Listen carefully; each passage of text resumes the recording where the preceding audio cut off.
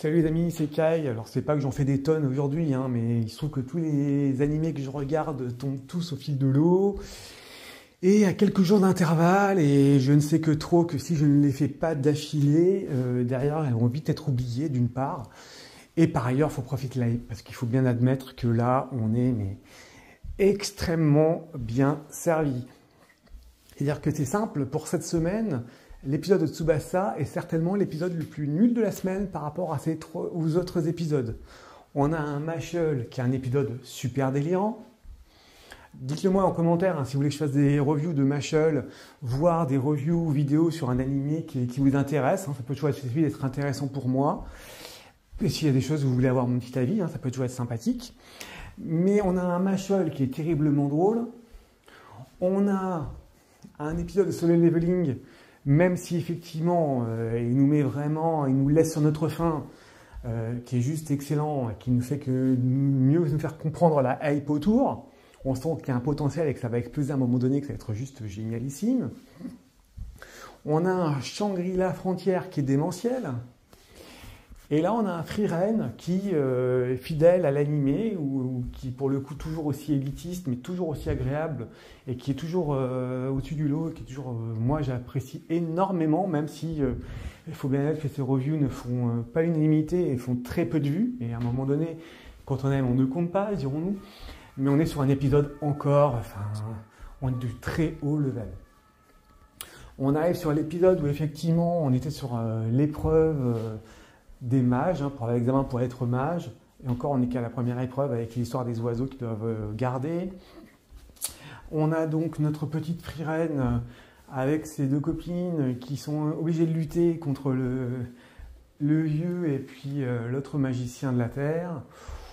On a tout simplement une Frieren qui est largement au-dessus du lot. Là encore, c'est ce qu'on aime dans ce personnage, c'est que c'est un personnage qui est cheaté, c'est un personnage qui est adorable, mais il reste comme ça, tranquille, de marbre, quelle que soit la puissance en face, elle est sereine, et on peut la comprendre, parce que bon, elle a beau, à ce niveau-là, utiliser que des petits sorts basiques, histoire d'utiliser le mana de son adversaire, elle en a déjà bien plus que lui, déjà de base, et effectivement, elle ne fait que l'épuiser, donc c'est vrai que, résultat des courses, ça marche très très bien. Du coup, on arrive sur ce moment-là où finalement il perd, c'est évident. La petite Frieren qui nous fait un petit coup de bluff avec sa copine en disant « Bon, si tu bouges pas, tu n'es pas mon oiseau, je te le tue. » Bon, même si on se doute qu'elle ne va pas le faire. Elle sort un petit modèle genre « Je vais le buter. » Sa copine rapide tente de faire d'attaquer par surprise. Son de bol, Frieren avait anticipé où elle allait arriver et derrière.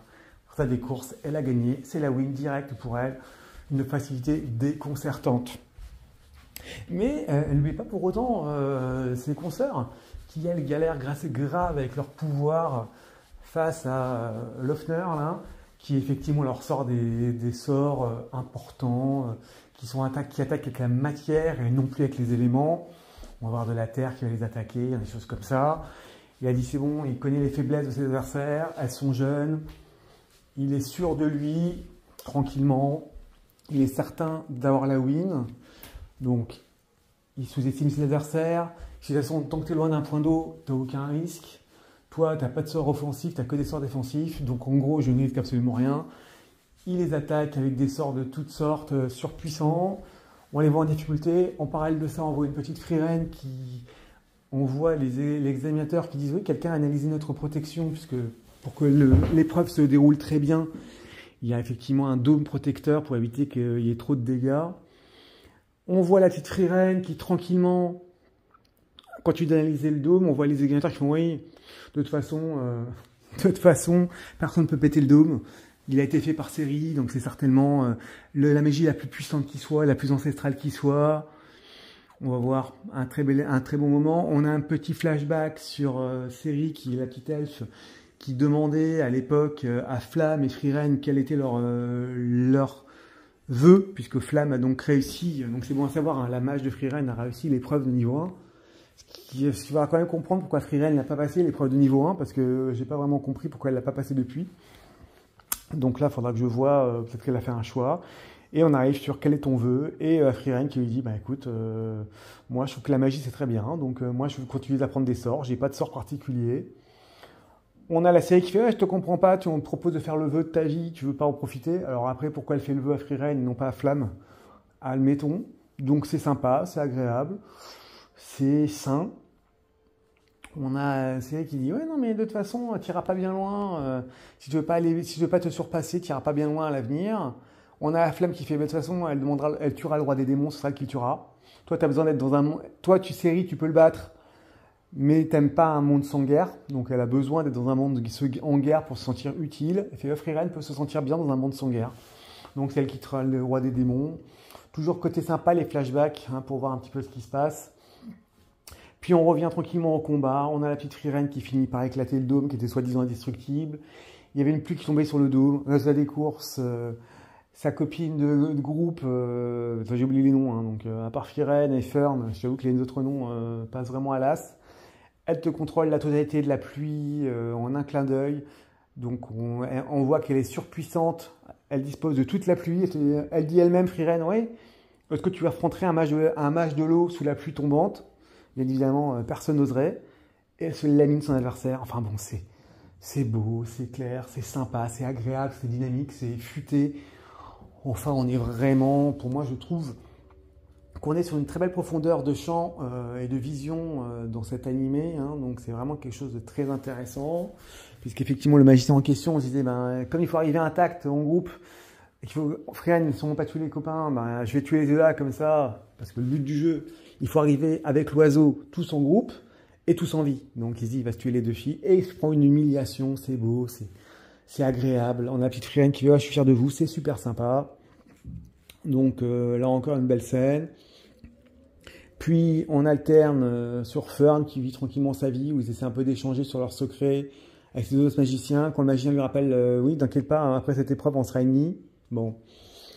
Ça, là encore, c'est pour anticiper sur le futur. C'est-à-dire que de toute façon, Fern est obligé de s'affranchir de Frieren. Donc, il faut qu'ils se combattent. Maintenant, comment va se débrouiller le combat? Comment ça va se passer? Parce qu'il faut quand même que les deux puissent être mages de niveau 1. Ça risque d'être prometteur. Donc, il rappelle alors, t'inquiète pas, on sera ennemis. Là encore, c'est alléchant. Hein, donc, on est sur quelque chose de relativement sympa. Et puis, on a le vieux magicien qui se dit, bon, je vais encore une chance de gagner. Dernière minute, je vais aller affronter un magicien qui a plus d'énergie. Il se l'affronte avec les points. On ne sait pas trop s'il a gagné, mais pour gagner l'épreuve, pour être niveau 1, parce qu'il va absolument sauver son orgueil et son honneur. Bon, là, c'est secondaire. Puis on a un petit côté sur Stark qui est toujours agréable. Il dit, ouais, c'est bon, je profite pour boire et pour finir tard. Comme Ferd n'est pas sur mon dos. On sent quand même, le gars, ils sont quand même, le mec, il est quand même, c'est pas certain que ce soit lui qui tienne le pantalon à la maison, hein, s'il y a Fern, hein. Donc on sent qu'il est déjà soumis, le mec, hein. Donc les gars, il est déjà en mode, je suis marié, je dois obéissance à ma femme, hein. Donc bon, c'est le côté marrant. Donc encore un très bon épisode. On a un petit peu d'humour, on a de la stratégie, on a des combats très bien faits, sans être impressionnant. La subtilité du jeu par rapport à l'attaque de pluie est très bien rendue. On est vraiment sur plusieurs degrés de lecture, c'est ce que j'apprécie moi chez Frieren. Donc c'est vrai que, très bon épisode encore. Donc allez-y, même si je sais que cette vidéo ne sera pas beaucoup vue, parce que Frieren, vous avez beaucoup de mal, malheureusement, ça ne passe pas, parce que bon, c'est une série qui ne peut pas plaire à tout le monde, malheureusement. Moi j'adore, je continuerai de faire mes reviews dessus. Mais en tout cas, donnez-moi un peu votre retour, un pouce bleu, un petit like, c'est sympa. Et puis bonne continuation à vous les amis, et je me calme sur les vidéos là. À plus!